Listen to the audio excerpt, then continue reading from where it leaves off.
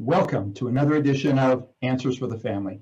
I'm your host, Alan Cardoza, and each week this show will bring on special guests that can inspire, educate, and in some cases entertain, while bringing answers and options to making our lives happier, healthier, and more successful. Answers for the Family will address many ways of creating greater health, joy, and love for you and your family. We will introduce you to top professionals and talented authors who are working to make this world a better place for all of us. Now, I would really appreciate it if you could all do me a huge favor. Please forward at least one of our shows to your social media group and to someone you know who can benefit from today's subject.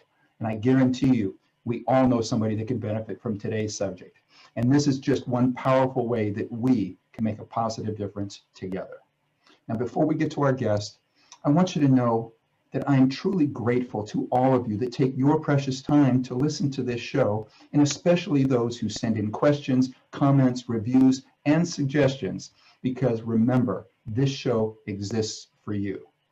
Now, if you haven't gotten a copy of our free The Attitude of Gratitude Journal yet, please go to our website at answersforthefamily.com and download a copy. Give it 21 days and comment on whatever platform you listen to us on, what focusing on gratitude has meant for you and your family. Now, a quote, although not from the journal, it is from our guest today, is, "It is not giving children more that spoils them. It is giving them more just to avoid confrontation."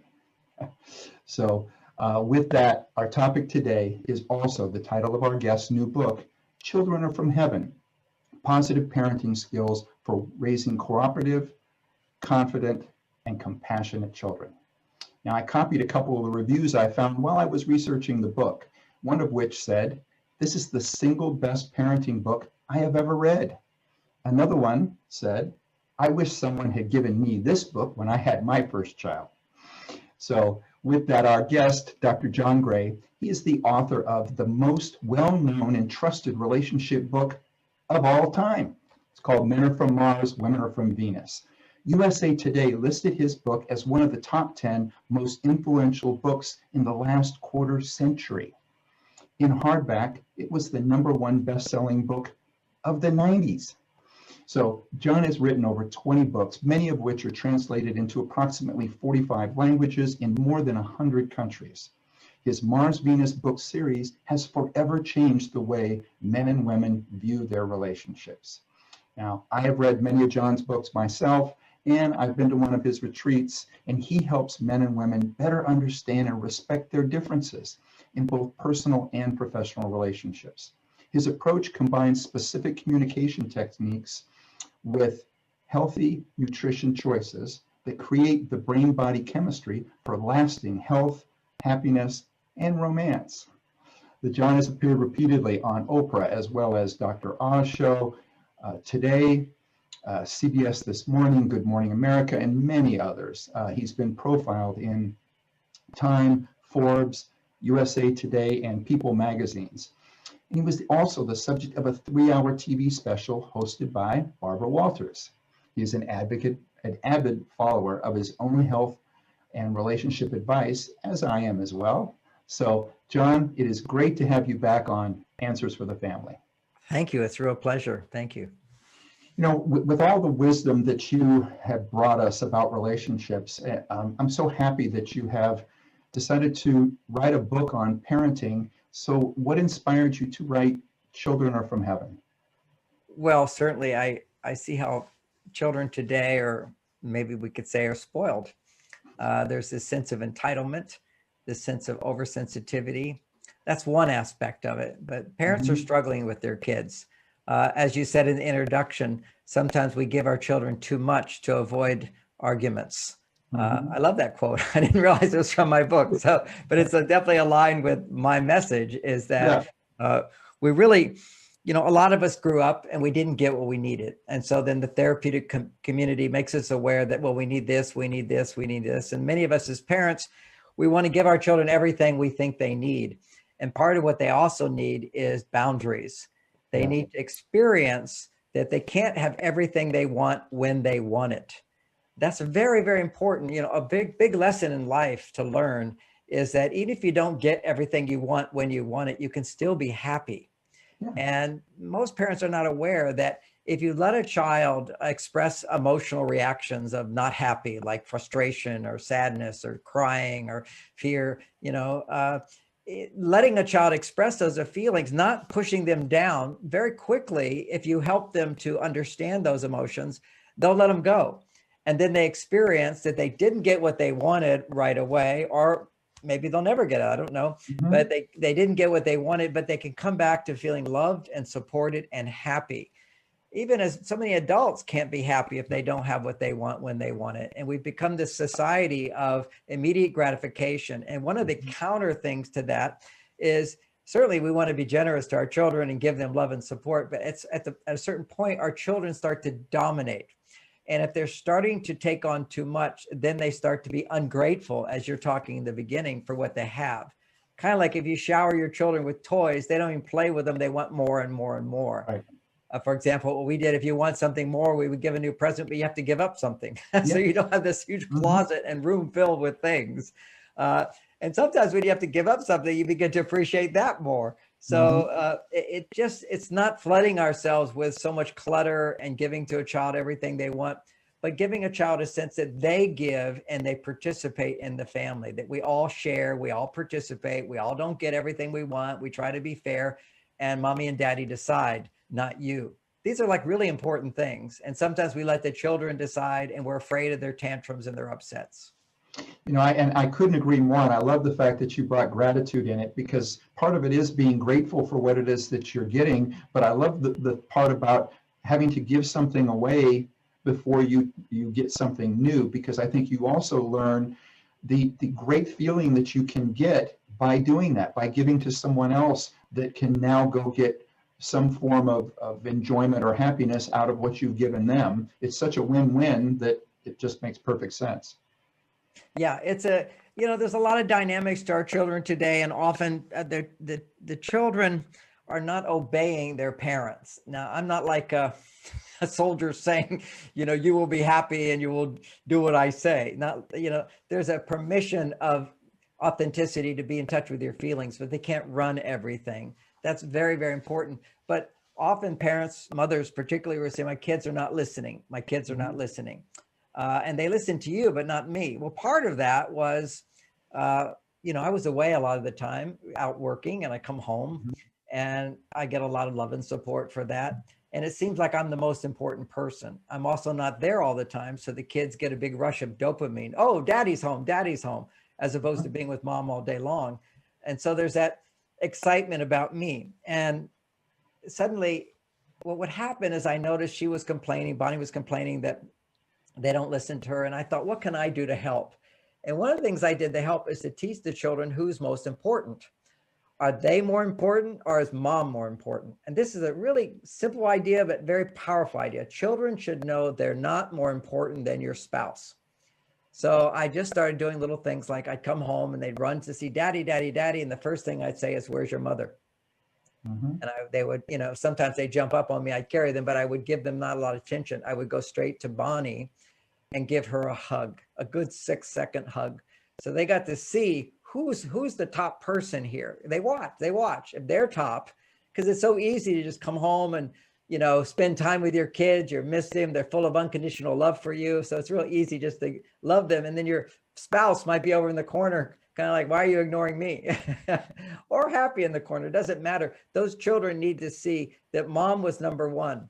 And so I trained them. The first thing when I came home, they'd say, mom's here, mom's there, mom's not here. They would know that's the first question out of my mouth is, where is she? The second thing is, we're going to go to her and I give her a hug first. That became a ritual. Another one was, I would be sometimes, coming home and I want to check my emails and I'm on my computer, and some part of our life together, Bonnie would cook dinner and she'd be cooking dinner in the kitchen with little kids. And she'd say, okay, dinner's ready, and everybody come. And they would see that I would sit by the computer and I'd say, oh, go ahead without me. I'll be in a little while. So I said, let me try this and see what happens. If she said dinner's ready, I said, oh, everybody, let's go now. And I'd get up and I'd respond quickly to her requests. So they saw me, and it's not a big give. I mean, from my point of view, it was like, look, I got to do this. It's not that important. I don't care if my food's a little cold. That's my value system. But then I began to value, wait a second, relationship is way more important than anything else. And that's what we have to focus on in a family, is the quality of relationship. And often we men don't realize how much of the time we'll sort of just, yeah, I'll get to it later. I'll get it later. I'm busy doing this, or I'm busy doing that. And that seems reasonable, because we'll get to it later. And some women might say, you don't get to it later. I have to remind you and remind you. But anytime a woman asks for some request that can be fulfilled in 3 minutes, something quick, something easy, that's an opportunity to respond quickly to her. Not only does she feel like she's being heard, but the children go, oh, we need to listen to mom. Dad listens to mom. Well, and I think even more than that, you're also modeling for them the way they're going to be in their relationship when they become adults. Oh, absolutely. Yeah. I'm so proud of this book, because I didn't want, these are the parenting techniques I used and developed, but I didn't want to write them until my kids were grown up, and I wanted to make sure it turned out okay, because a lot of them are a little not along mainstream. I was raised not mainstream in a sense. There were 4 brothers above me. And, this is growing up in Texas. And when the kids were misbehaving, maybe not listening to mom, or making messes, or getting in little fights together, whatever it might be, my mother would just say, if you don't listen to me now, I'll tell your father. Mm-hmm. So now dad, if she told dad, then there was consequences. And the consequences was, this is Texas consequence. He'd pull out the belt and you'd bend over and he'd whip you. Okay. And that was accepted in those days. Today we kind of go, what? We're going to whip him out with a belt, and it's pulled on the pants even and whip, this is like welts. So you definitely behave, because if she said, I'll tell your father, you go, I'll change. And so that's called discipline with punishment. And yet what happened is it didn't seem to work in the long run. The kids just kept having problems with the kids before me. And then when I came along, my mother said to my dad, let's try a different style of parenting. And he said, okay, because, one of the brothers, it was like he became a double Ph.D. at Stanford, but had troubles in his marriage later in life. And he ended up having to go to military school because he was blowing up buildings with nitroglycerin, practicing building rockets, So this was like, they figured, okay, we got to do something different with Johnny. And so that's where my mother came in and said, let's try not punishing him. Let's just try just talking to him about stuff. And so I was raised without punishment, and I raised my children without punishment, and they've done great. And, if you don't punish your children, how do you get them to control? I'm going to tell your father, what are you going to do when they're out of control? Communication. You can use communication skills, but there's a lot to it. It's a whole system, which we can talk about. Well, but why do you think parents in our society kind of naturally tend towards this negative approach before the positive ones? In other words, they have to go through those negative ones first and then get tired of it before they go, maybe we should try something different. How much of society, how much of this is being given to us by society? How much is the negativity that's placed out there that we're having to deal with? Let me say there's a range of extremes here, okay? Sometimes you have to clarify things with extremes. So one Oprah show I watched a long time ago is I used to do a lot of Oprah shows, and I was her coach. And there was a show she did on death row inmates talking to their mothers. Okay, how were they raised? And one mother said, Oprah, I did everything to knock some sense into him. Truly, if you go to my house, you can see there's a wall that's red from the blood of my hitting his head on the wall. I'm going to knock some sense into you. So that's brain damage. Basically all this dysfunctional, sociopathic, psychopathic, it is brain damage. Okay, there's brain damage. Why do people behave that way? And we're learning in psychology all of the stressful communication things that contribute to that. And then Harvard has done studies showing that to the extent someone has felt punished by life growing up, either their parents or life, their tendency towards becoming criminals is greater. Yep. Okay, so see, becoming a well-adjusted person means you can have a certain level of empathy and compassion for someone else. Like nobody ever had to teach me not to steal because I wouldn't want somebody to steal to me. I can feel that that would hurt your feelings Yeah. and you would feel less than.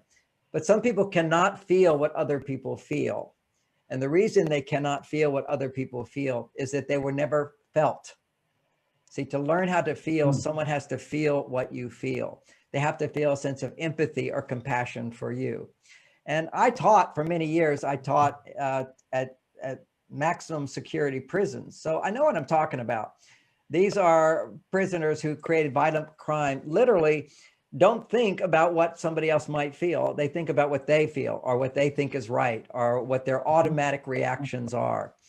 And punishment is the appropriate form of control when you don't have a way of controlling through communication.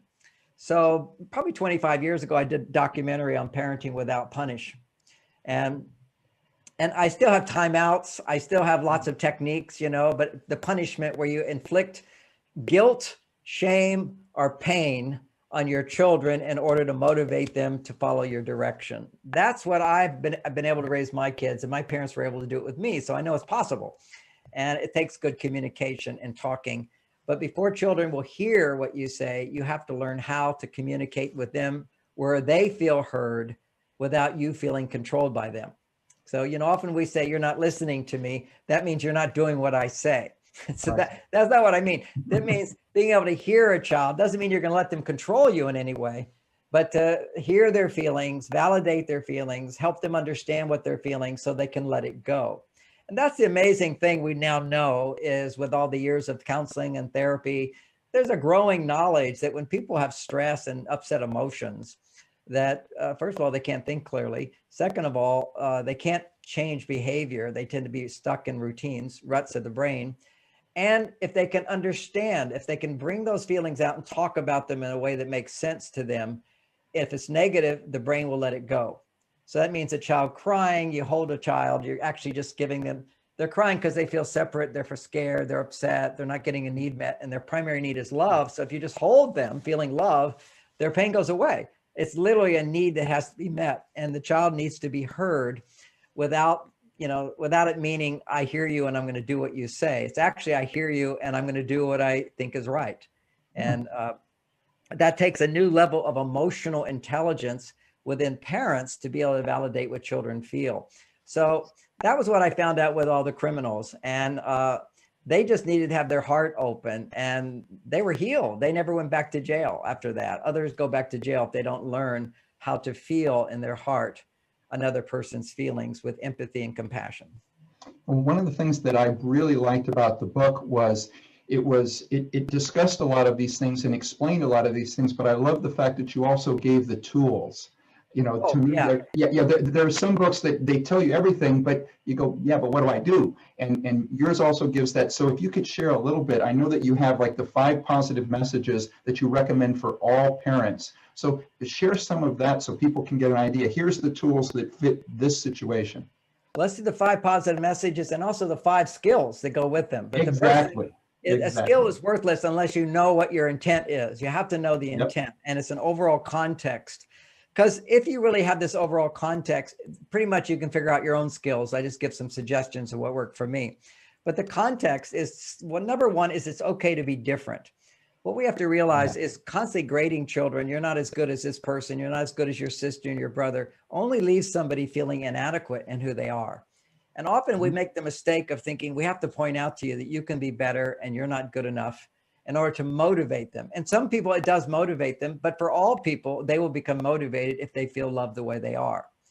But other people who have been sort of put down because they weren't good enough and they strive hard to be good or to be successful, often they're very stressed and unhappy in life because they didn't learn that they can love themselves the way they are and be just as motivated. But they think that the punishment and the judgment and the criticism and the demands on them is what made them motivated. And it did. But what goes along with that motivation of trying to be better than others or as good as others.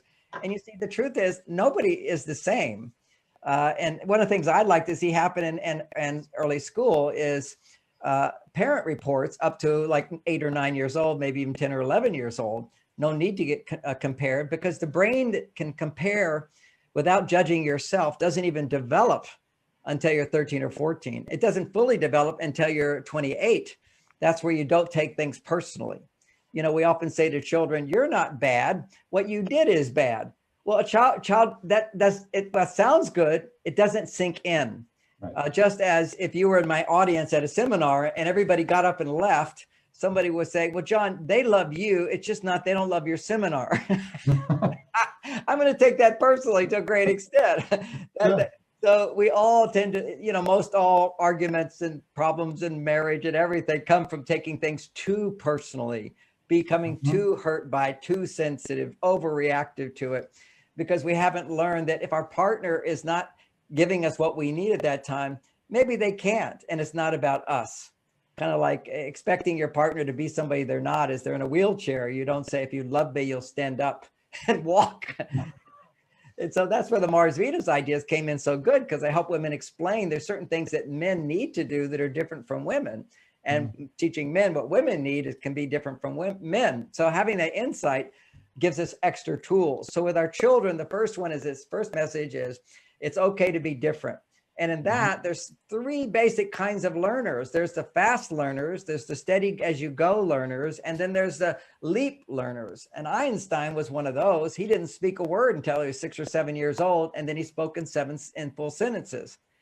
You see, often we want to push one child to be like another, and some children have to sit back and watch for a while, see other people do it, and they're going to appear like they can't do it, but then one day they'll get it, unless they're told something's wrong with you because you're not doing it fast enough.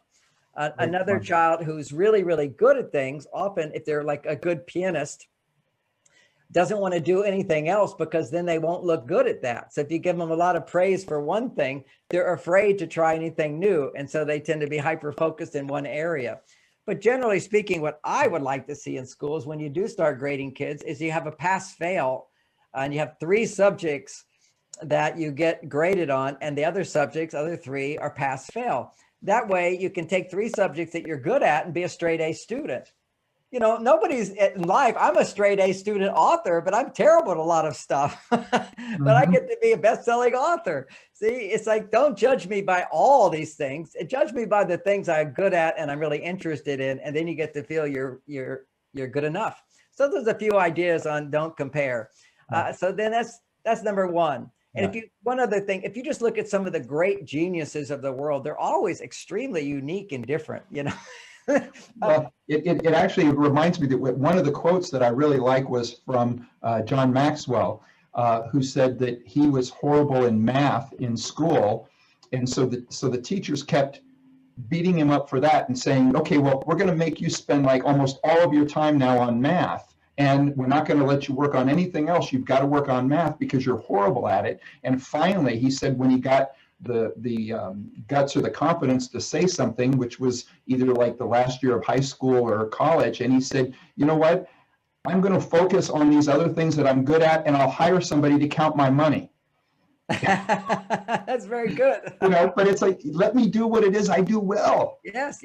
I think that's so important. And we have to, you know, recognize also in that context that some things don't make as much money, and that's okay. But we want to support our children finding their way. Ironically, he was not good at math. I was not good at language and English. You know, I couldn't write worth a darn. I was good at math. So I became a computer programmer before I started programming people. And then when my brain was developed, then I could develop whatever skill I wanted to do. And it became out of necessity, becoming a writer. But that was never easy for me as a child at all. So that's the first one, is be patient. And when my parents decided my mother said, let's just not punish John. Let's try something else, see what happens. And then the people in my seminar, when they asked her that, and she said, yeah, that's what we did. Then the people said, well, what did you do? And she said, well, we just decided to put them in the hands of God.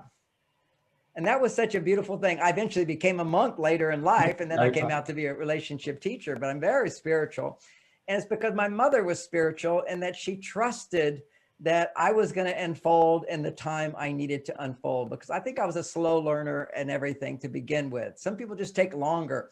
So that's one step, is every child is different. Don't compare them, and don't be worried about them. Sometimes if you worry a lot about a child, what message do they get? Oh, you know, I'm in danger. Something's wrong with me. You know, something is, is wrong with me that mom's worried about?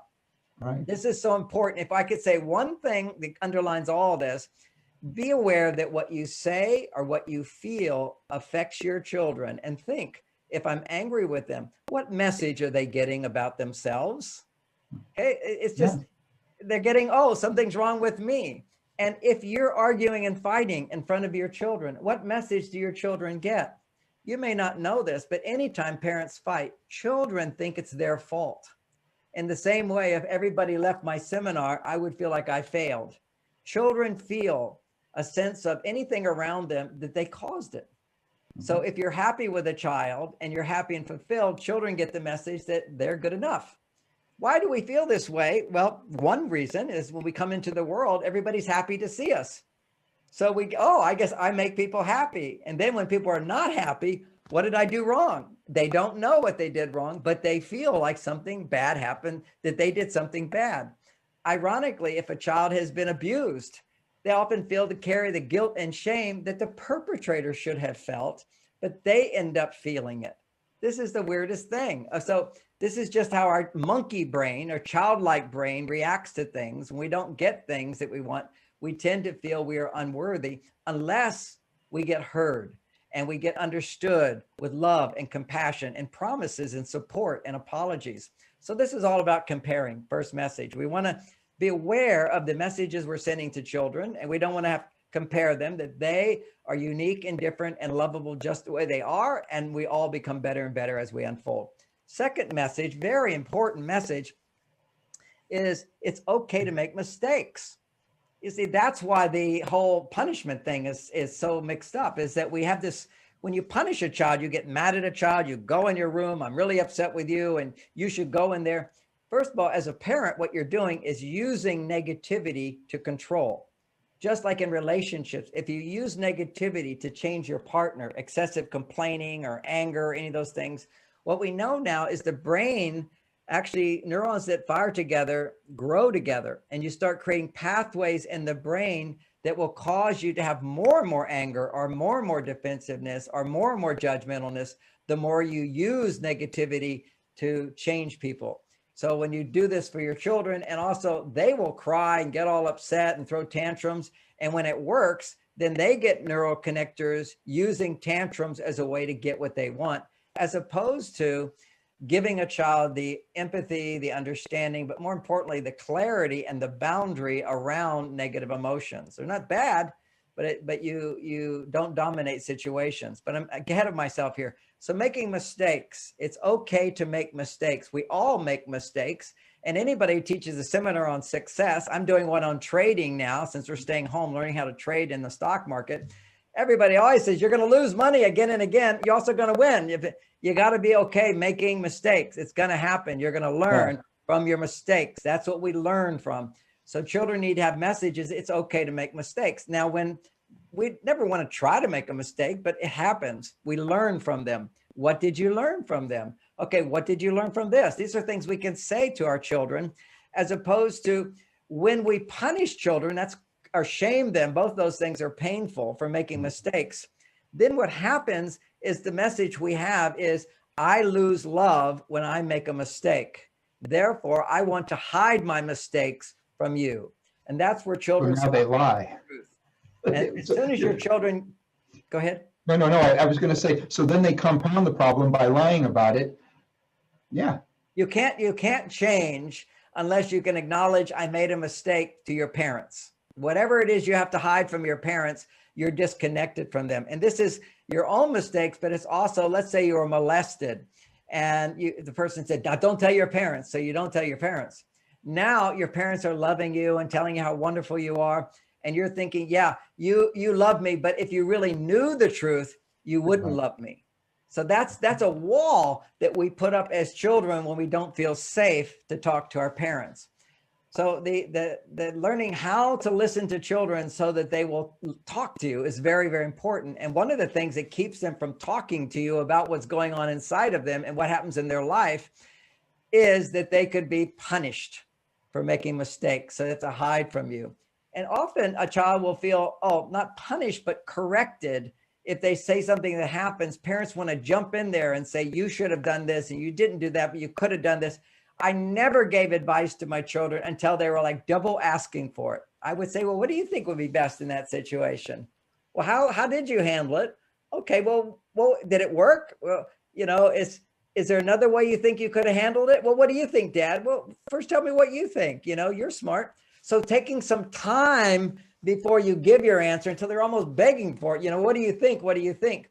A lot of kids don't want to know what you think because you're pushing it on them. And you can tell that when you're talking and you're getting louder and you're pushing. And while I speak about that point, the worst communication is yelling at your children. When you yell at your children, you're basically saying, I'm out of control and you're in control. You're giving them this unnecessary power or too much power because they're saying, oh, I can upset my parents. You want to be unflappable with your kids as a gift to them. And if you have that as a gift, it like brings you back to your adult self as opposed to feeling out of control. We only get angry at our children when we're feeling threatened, we're disappointed, something happened, but we're afraid that we're losing control of our children. Now, are you aware of that? Generally not. If I say to not at the moment anyway.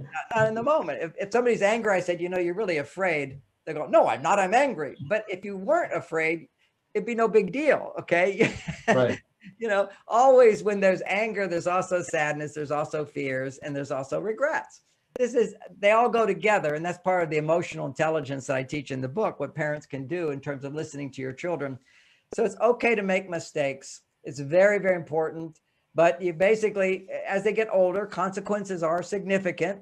But long before consequences come, a child has to have a sense of self-esteem that they are loved and supported. Usually, I think it's around puberty and beyond, the brain goes through a change where they can take things less personally. And at that point, the consequence is, let's say they broke a vase. Okay, well, that vase costs us this much money, but you don't have as much money as us. You get this little allowance or whatever, but you have to contribute to the payment of fixing the vase. Something easy, because they don't have a lot of money as a kid, but maybe they get an allowance. Or earn it, or earn the money necessary to do it. Exactly. It's like when you make a mistake, what you do is rather than be punished, you make up for it. That's the concept of I raise my children, you make up for it.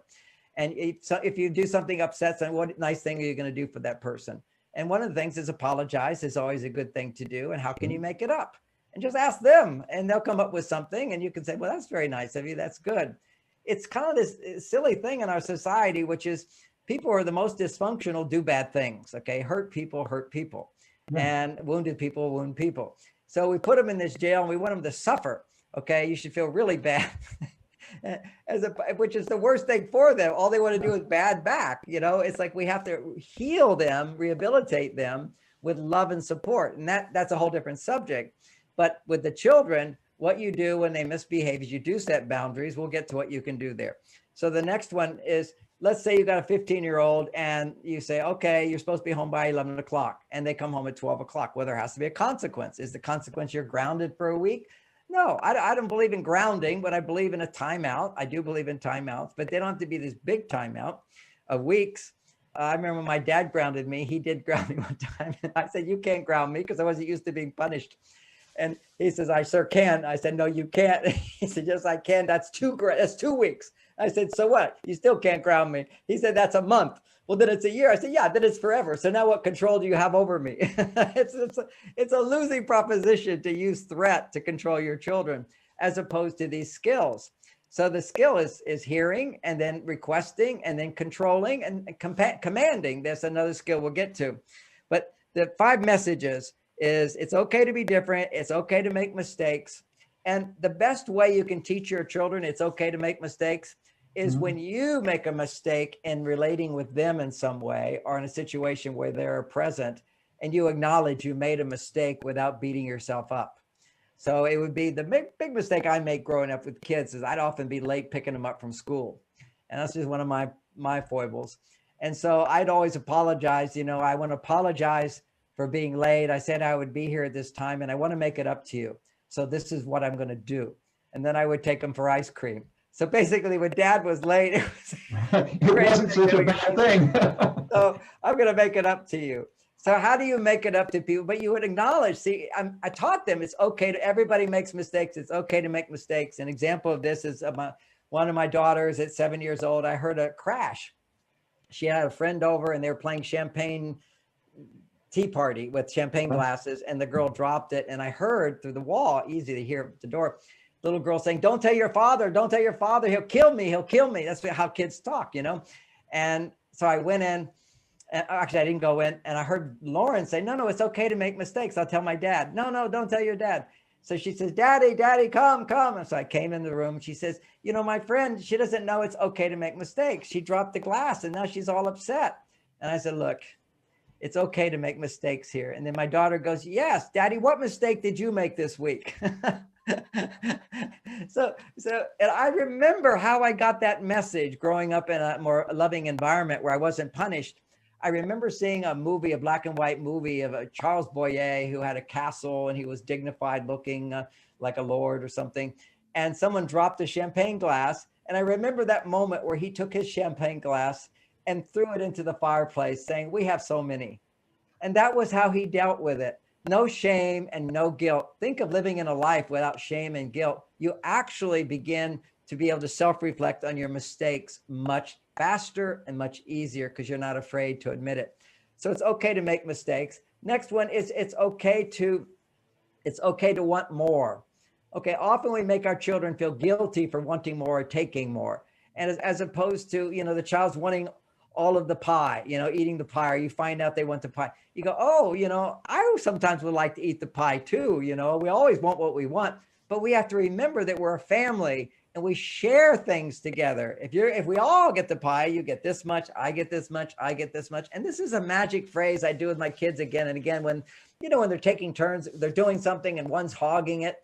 You know, it's just, now let's hold on. Now you get it for 1 minute, then she gets it for 1 minute, and then you get it for 1 minute, she gets it. We're going to go back and forth because what we do as a family is to share. They just need to be reminded of that because they're like little monkeys. They haven't developed the brain yet of human. So you just have to, this is what we do as a family. Now you get 3 minutes here and 3 minutes here and so forth. So you teach children it's okay to want more, but also there's other people around. So we share. That's how we do it. And you teach them. Okay, so it's okay to want more. And the third thing, if you give your children permission, it's okay to make mistakes. They love the way they are, and it's okay to want more. They're going to want more, okay? They're going to, wow. Now, I want you to know historically, children were never allowed to want more, and people were not allowed to want more because throughout time, most of the religions say, do not want more. Be happy with what you have. Kind of like be grateful for what you have. That's a super great message, but it's also still okay to want more. They're not contradictory, but people think they are. Well, if I want more, it means I'm dissatisfied with what I have. And it doesn't mean that. The nature of life is to want more. And so you can be grateful for what you have and then want more. But when you feel an abundance of what you have, wanting more is not demanding more. It's not, you know, threatening people. If I don't get more, I'm going to be unhappy. If I don't get more, I'm going to not love you. No, it's basically, yeah, let's see what more we can do. So children will want more. It gives you passion. It gives you aliveness. It gives you your unique abilities come forth. But at the same time, it brings up a lot of tantrums, okay? Because what are tantrums about and what are unhappy feelings about? Half of them are I want something and I'm not getting it. And so that produces a friction of I'm angry, I'm not getting it, or I'm sad, I'm not getting it, I'm gonna cry, or I'm afraid I'll never get it. That's like a tantrum feeling, or I'm just a bad person, so I'll never get it, I shouldn't get it. Okay, so these are negative emotions, just need to be heard with a sense of understanding and not rejection, and a child will go through them naturally. And I have to give you an example of that. Yeah, well, and actually an example we might have, we have a listener that is sending a message in right now in regards to a 2-year-old. So this may tie right into it. This one says, my daughter has a 2-year-old tyrant on her hands, and she gets very upset with me when I give her advice.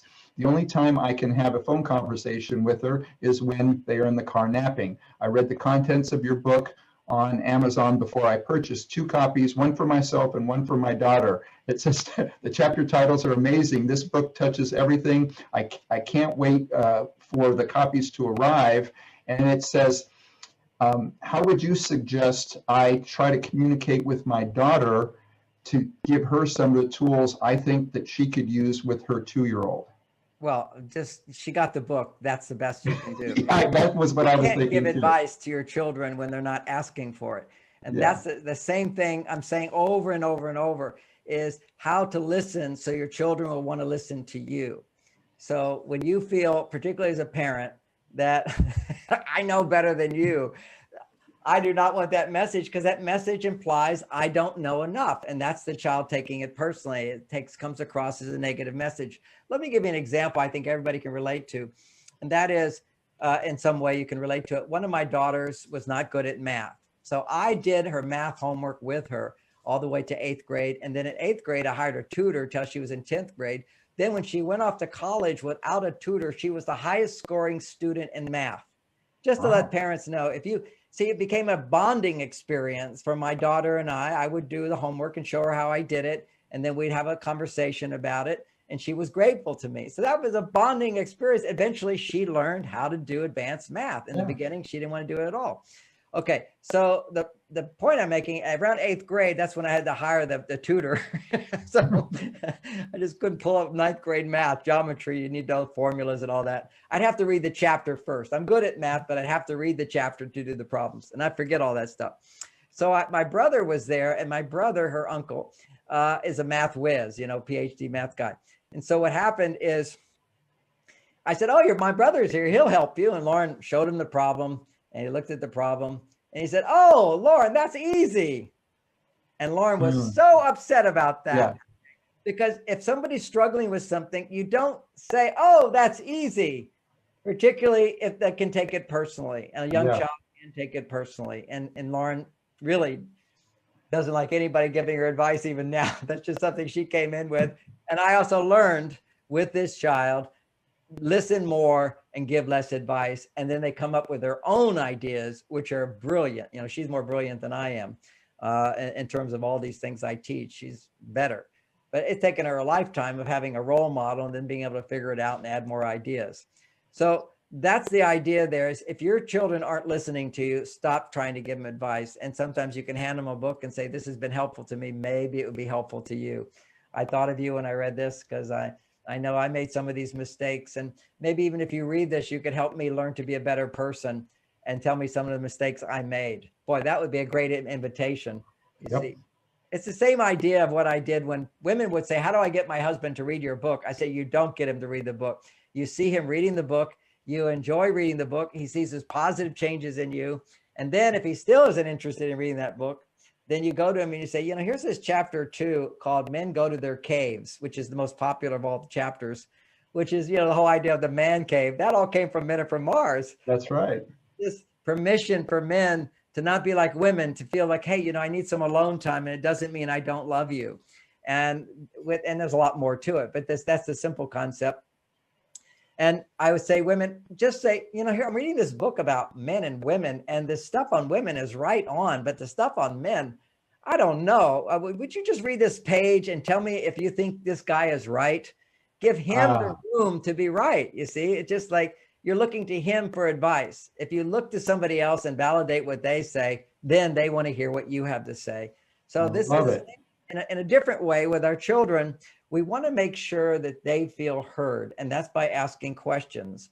And that's particularly when it comes to, it's okay to have emotions. Well, that's the intent behind it. But how do you say it's okay to have emotions? Does that mean that your child throws tantrums all the time? It says, no, you don't do that. You basically avoid a lot of tantrums by just simply giving a child a chance to see they're not going to get something. Now, I know you say, now I know you want this, but it's not going to happen today. Identify the want. It's not going to happen today. And I'm going to count to 3. And you know what happens at 3 is we're going to do a timeout, and you're not going to get what you want. And so you 1, 2. So you don't just jump it on them. We're going to go do a timeout. But another version, that's one technique. Another technique is basically your child is upset, and I want to role model this one. It was a very simple. We're driving along the car, and I've got a 7-year-old in the car, and she, we have. These are the days when occasionally you would have desserts. Now everybody wants a dessert twice a day, But there was a time when you'd have desserts at special occasions because we weren't addicted to sugar. Now we are. But anyway, so she occasionally gets desserts and we have desserts, but not every day. And we're driving by the store. It's a hot day. We see a bunch of kids at the ice cream shop. And she goes, "Oh, Daddy, let's stop and get ice cream." Well, we just had ice cream a couple of days before. So I said, "No, we're not going to stop. We don't have ice cream every day."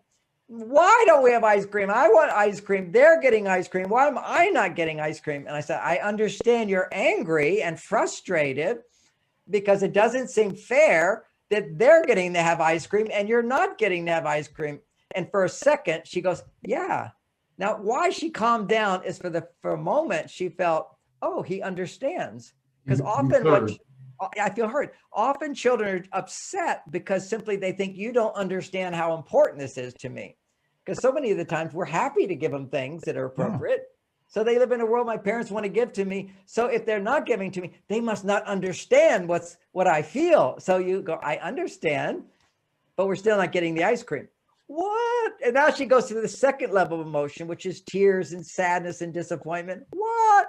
"I want the ice cream. They get the ice cream. I don't get the ice cream." And now the tears are coming out. I pulled over the car to go through this. It would just take a few minutes. I said, I know. It's very disappointing. You see, this is helping them understand their emotions. People pay me $1,000 an hour to help adults understand their emotions. We have to do this as parents. Start with your children. You'll learn so much. They're very easy. They flow through them very quickly if you don't resist them, pushing them down. "I understand you're feeling angry because," then the next one, "I understand you're disappointed." So you can't be angry unless you have a disappointment and you feel sad. And they, "Yes, I'm so sad." I said, "Yes, I understand." And you help them see, and you add to it, those kids, those ice cream must be so delicious. And we had ice cream just the other day and you remember how good it is. It tastes so good. And I know your favorite ice cream is vanilla. And they go, yes, how terrible. You're a terrible parent. You're not giving me my ice cream. You just let them have it's called a catharsis. The tears come up. And then basically there's a little calmness in there and say, "Now, sweetie," she calms down a little bit. And then I say, "Next Sunday we're having a party at the house and we'll have ice cream then." Then she goes right into it. No, we're not. I'll never have ice cream again. We never get ice cream at a house. And this guy, people go into no and never and always and all that. Now you're into the deep subconscious mind. So now she said to that, I say, "Sweetie, I know you're afraid. You're scared. You're never going to have ice cream again." She goes, "Yes. And they get ice cream. And I know you're afraid that we won't have ice cream next week." That's right. "You won't let me have ice cream. You're a mean daddy." I said, "I know you think I'm a mean daddy, but we're going to have ice cream next Sunday. I promise you." And she says, "You really promise?" I said, Yes. What kind of ice cream would you like? Vanilla like you like?" She said, "Yes, I want vanilla."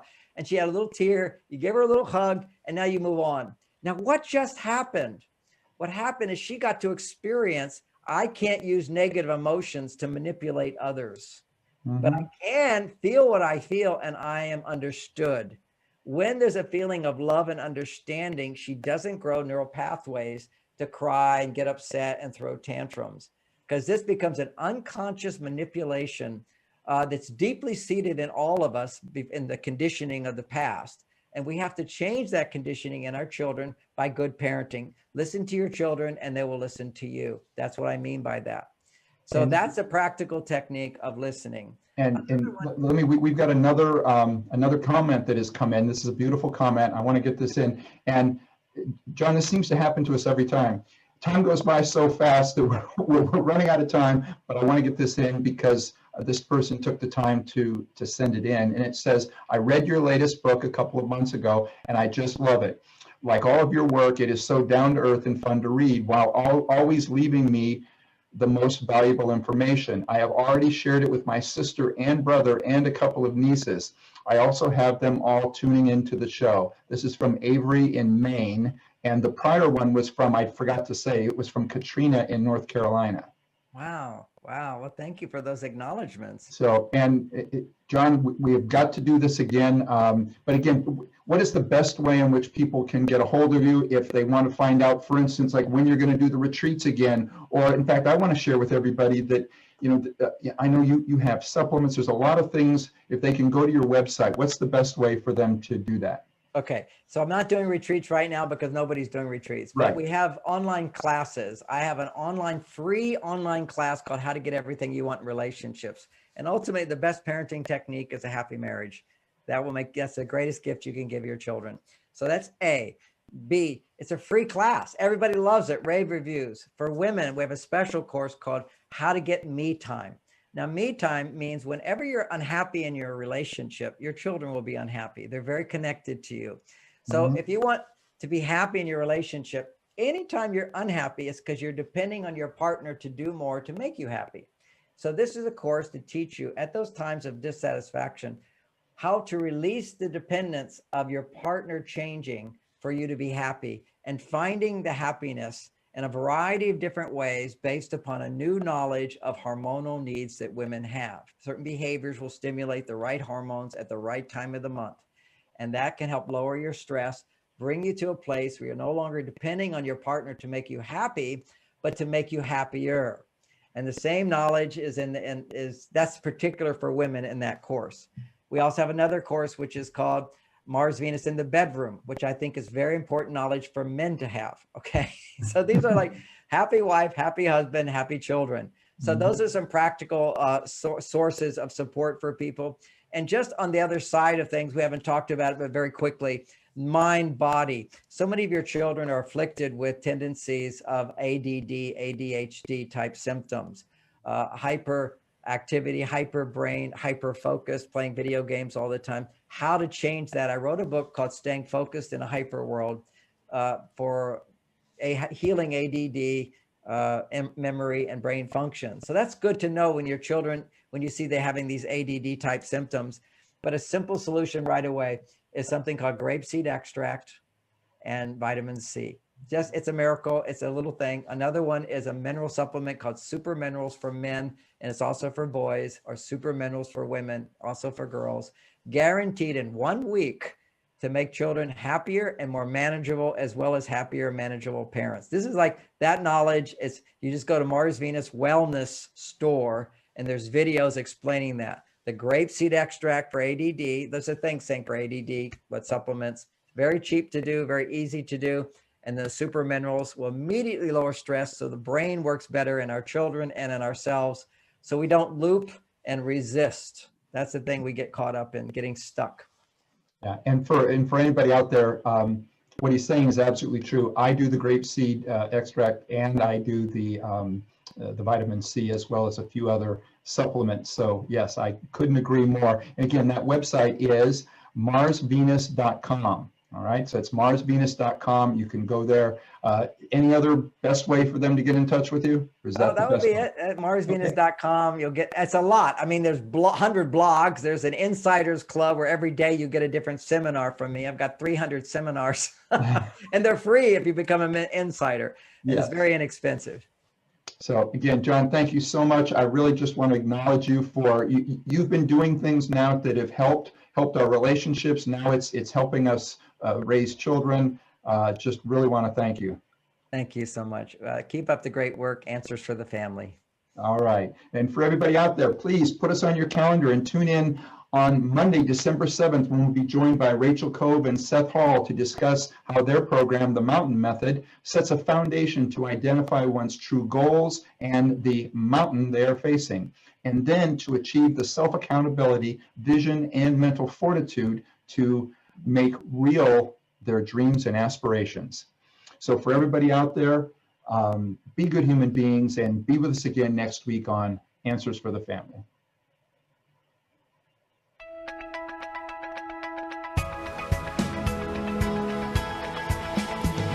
You're listening to Answers for the Family with Alan Cardoza, right here on LA Talk Radio.